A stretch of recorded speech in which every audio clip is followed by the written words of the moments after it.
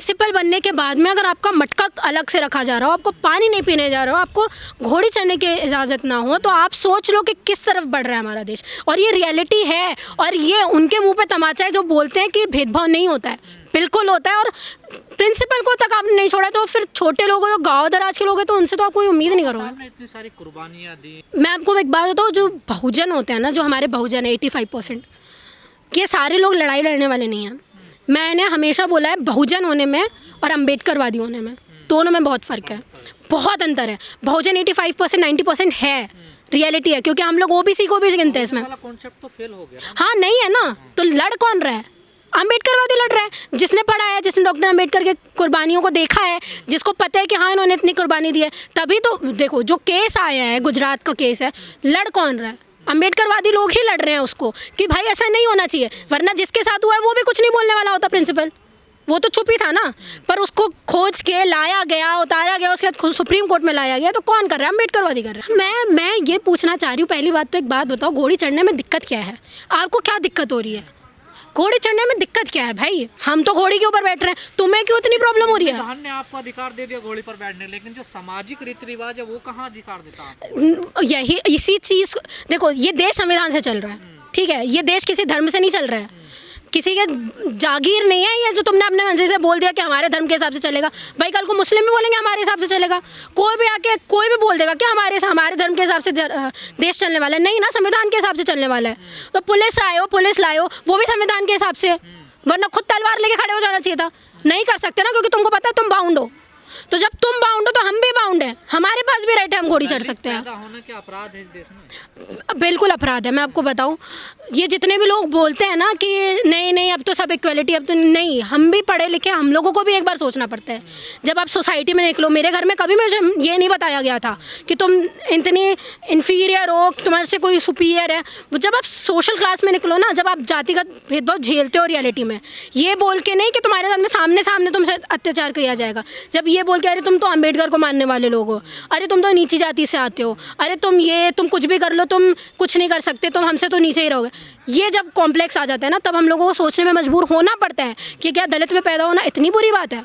उसके बाद जब हम पढ़ते हैं डॉक्टर अम्बेडकर को, जब डॉक्टर अम्बेडकर की जीवनी पढ़ते हैं, उसके बाद पता चलता है कि उन्होंने कितने संघर्षों के साथ में हमको ये चीज़ दिलवाई है, तब हमको गर्व होता है कि हाँ हम लोग ऐसी कम्युनिटी से पैदा हुए हैं। तो आपको नहीं लिखते कि अब जीत होने लगी आप लोग, अब संविधान पे चर्चा होती है, दलित मुद्दों पे चर्चा होती है? बिल्कुल मैं तो बोल रही हूँ, बहुत अच्छी बात है। और मैं तो ये बोल रही हूँ, तीसरी बार अभी बने हैं ना, मैं तो बोल रही हूँ चौथी बार भी बन जाए, बन जाए, मैं तो बोल रही हूँ। क्योंकि पहली बार दलितों पे हुआ अत्याचार, दूसरी बार धीरे धीरे लपेटे में मुस्लिम आए, अब धीरे धीरे मार्जिनलाइज कम्युनिटी आ गई, अब ओबीसी भी आ जाएगा थोड़े, जब सबको लात पड़ जाएगी उसके बाद सबको पता चल जाएगा। और जब सबको पता चल जाएगा कि भाई नहीं, देश धर्म से नहीं चल सकता, देश संविधान से चलेगा, ये क्योंकि सबको, जितने भी लोग अभी बोल रहे हैं, सबको लात पड़ी है, इसलिए बोल रहे हैं। धर्म से देश को चलाने के पीछे क्या मंशा है इन लोगों की? क्योंकि उनको देखो, धर्म की वजह से ना कोई पर्टिकुलर लोग, कम्युनिटी के लोग सुपीरियर हो जाते हैं, कुछ लोगों के पास में पावर हो जाती है। और इसमें भी मैं एक बात बता दूं, जितने 15% अपने आप को समझ रहे हैं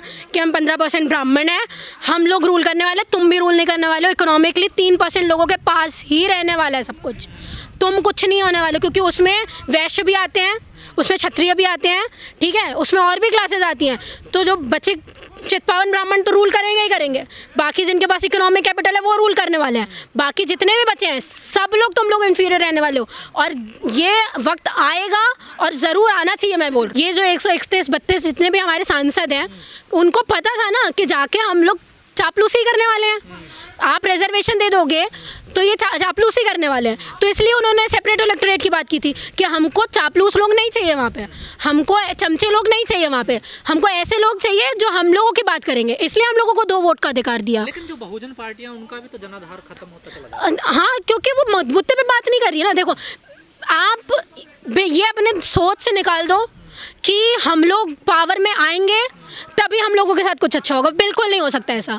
क्योंकि अगर ऐसा होना होता तो डॉक्टर अंबेडकर जी ने जब आरपीआई बनाई थी, वो उसी में काम करते, उसी में बैठ के फिर वो अपने सारे जितने भी हम लोगों को हक दिलवाए ना, वो तब दिलवाते। पर उन्होंने नहीं किया, क्योंकि उनको पता है कि ज़रूरी नहीं है हम पावर में आना है, हमको हमारे हक छीनने आने चाहिए। तो कांग्रेस में जाके उन्होंने हमारे लिए हक छीन के लाए ना, आज भी हम लोग उनकी बात करते हैं ना। तो भाई सरकार में कुछ भी हो, तुम छीन के लाओ ना यार हक, तुम ग्राउंड में आओ ना।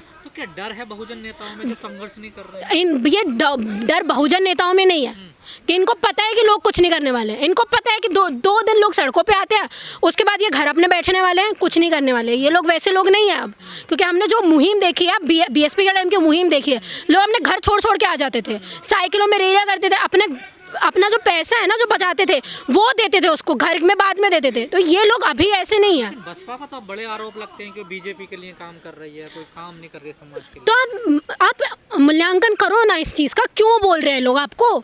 देखो, मैं किसी पे टका टिप्पणी करने वाली नहीं हूँ, क्योंकि जो बहन जी ने किया है वो बिल्कुल बहुत है और हम लोग उसको बोल भी नहीं सकते। पर दिक्कत ये है कि ऐसा नहीं है ना कि आपके, ये बात तो हर कोई कहता है कि जो बसपा ने किया उसे तो भुलाया नहीं जा सकता। बिल्कुल। अभी वर्तमान में बसपा क्या कर रही है, इस पर विचार किया जाए। बिल्कुल। देखो, मैं आपको बताऊं, कबीर जी का एक दोहा था कि जितने आपको जितना कोई निंदा करता है ना आपकी, आप उसको अपने पास में रखो। जितना स्वीट बोलेगा आपसे, उतना ही वो खतरनाक होता है। तो बसपा को ये चीज़ सोचनी चाहिए कि अगर आपके लोग ये चीज़ बोल रहे हैं कि आप ये नहीं कर रहे हो, तो सोचो कि कमी कहाँ पे हो रही है। सोचो कि आकाश आनंद जी को उतारने के बाद भी अगर आपका वोट परसेंट गिर रहा है, आप इलेक्शन में इतना वोट परसेंट गिर रहा है, तो क्यों गिर रहा है? इसका मतलब लोग एक्सेप्ट नहीं कर रहे हैं उनको। या तो आपको इतना ही उतारना है, तो वो जो आप उनको फैसिलिटेट करते आ रहे हो पहले से कि वो बाहर जाके अब्रॉड में पढ़ रहे हैं, उनको आप गाड़ी दे रहे हो, दिल्ली का जो ये आरोप लगता है कि बसपा के खिलाफ कुछ अपने ही लोग विरोध करते हैं, पढ़े लिखे, वो पार्टी को खत्म करने के पीछे हैं। अरे तो निकाल तो दिया सबको, और बचा कौन है? जितने भी साथी बीएसपी के जो काशीराम साहब के साथ में जुड़े थे, जितने भी कास्ट के लोगों को उन्होंने खड़ा किया था, लीडर्स को, सब तो छोड़ के जा रहे हैं पार्टी। बचा कौन है उनके पास में? तिवारी जी, मिश्रा जी। रणनीति में कमी हुई है बसपा से। दिक्कत ये है कि बसपा कुछ करना नहीं चाह रही है। क्यों नहीं करना चाह रही? क्योंकि उनको पता है कि देखो, कहीं ना कुछ ना कुछ ऐसी हड्डी है जो अटकी हुई है, जो नहीं निकाली जा रही है उनसे, इसलिए वो करना नहीं चाह रही है।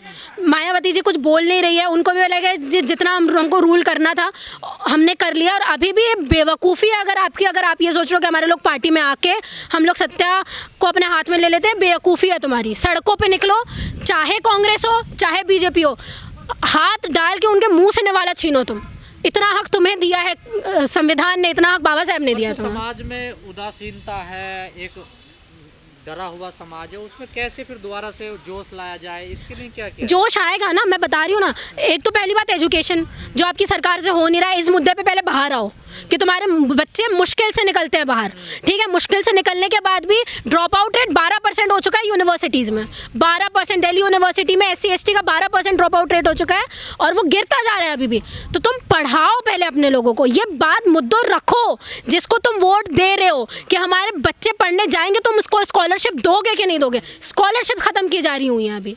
तो ये सारी बातें हैं, जब तक तुम इस चीज़ के बारे में बोलोगे नहीं, तब तो कुछ नहीं होने वाला। एजुकेशन के नाम पे ये धप्पा है, कुछ नहीं है। इनके top universities, top 100 universities, world की टॉप 100 यूनिवर्सिटीज़ में नहीं आती। तो आप एजुकेशन की तो बात छोड़ ही दो। डेवलपमेंट इनसे दूर दूर से नहीं हो रहा है। सड़कें इनकी आप देख रहे हो वाटरफॉल बनी हुई हैं, ठीक है, यही चल रहा है। तो आप किस बेसिस पे करोगे?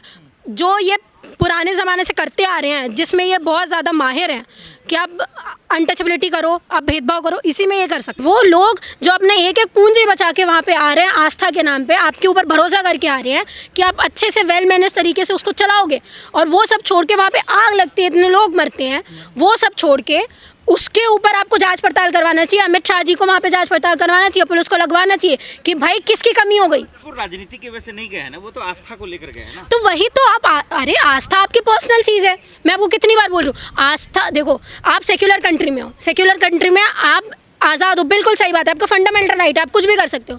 पर अगर आपका आस्था की बात है तो अपने पर्सनल लेवल पे जाके करो। इतनी सिक्योरिटी लेके जाना अमित शाह जी का, उसके बाद योगी आदित्यनाथ जी का इतना सिक्योरिटी लेके जाना, या तो आप दिखा रहे हो कि मेरे पास पावर है, मैं होम मिनिस्टर हूँ इसलिए मैं आया हूँ, याद। और फिर अगर आप ही की आस्था है तो आपको सबको अलाउ करना चाहिए ना। क्यों मुस्लिम्स में की बदौलत इतना बड़ा महाकुंभ हो रहा है? अच्छा, इसके पहले नहीं हुआ था? इसके पहले नहीं हो रहा था? भव्य स्वागत से नहीं हुआ। अच्छा, तो स्वागत किसका कर रहे हो आप? मुस्लिमों की वहाँ एंट्री नहीं है। अरे एक बात बताओ, आप किसी को रोक सकते हो क्या कहीं जाने से?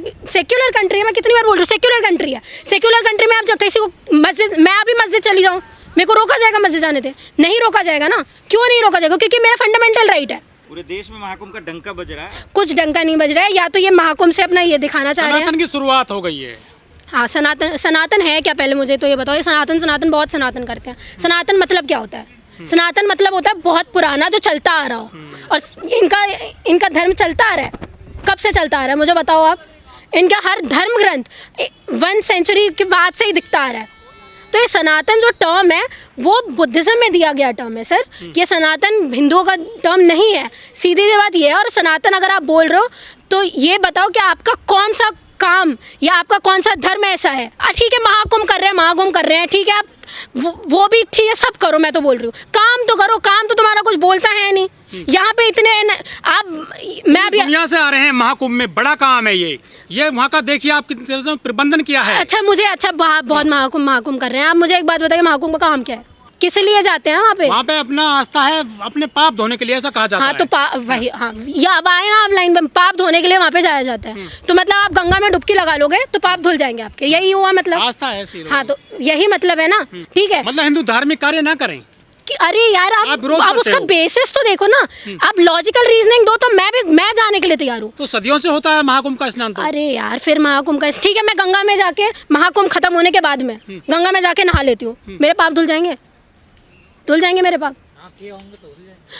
वही मैं बोल रही हूँ। तो फिर आपको महाकुंभ की क्यों जरूरत है? किसी को भी अपना पाप धोना होगा तो वो गंगा में कभी भी जाके डुबकी लगा सकता है। समय निर्धारित किया गया, 144 साल बाद आया। तो इनको कैसे पता होता है कि यही समय है, इसी समय में तुम्हारे ग्रह नक्षत्र सही होंगे, 12 साल के बाद में इसी समय में तुम डुबकी लगाओगे, इतने दिन डुबकी लगाओगे तो तुम्हारे पूरे सारे कर्मकांड धुल जाने वाले हैं। बट रहा है वहाँ। अरे सर, अमृत सारे जितने भी जेल में जितने भी लोग हैं ना जो ओवरफ्लो हो रहे हैं, सबको लेके जाओ कुंभ में, सबको डुबकी लगवाओ, सबको धुलवा दो। जिसने भी मर्डर किया हो, जिसने भी कुछ भी किया हो, सबको वहाँ पे डुबकी लगवा दो। फेमस हो रहे हैं, मोनालिसा है, आईटी वाले बाबा हैं। अच्छा, मोनालिसा का कब एक में, हाँ, वो आईटी वाले बाबा को मैंने भी देखा था। कमाल की बात है, आईआईटी में जाने के बाद इंसान पढ़ के लिख के इंजीनियरिंग करता है। वो बाबा मैंने सुना है वो ये बोल रहे हैं कि आप एक बार समझ लो, आ लो, उसके बाद आपको विश्वास ना करना उनकी बात है।